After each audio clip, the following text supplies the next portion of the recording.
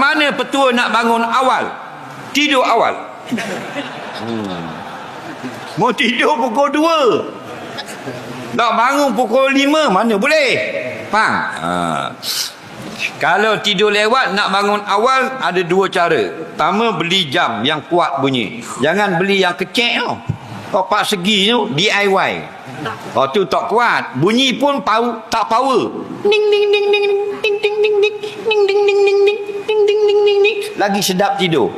Beli jam bulat besar ni, yang atas dia ada loceng. Lepas tu ada tukur besar ni. Kring. Tu baru bangun. Faham?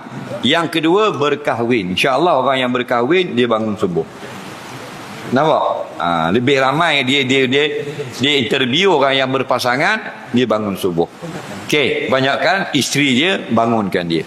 Nampak? Tu kelebihan beristeri. Nak awal lagi 2 isteri.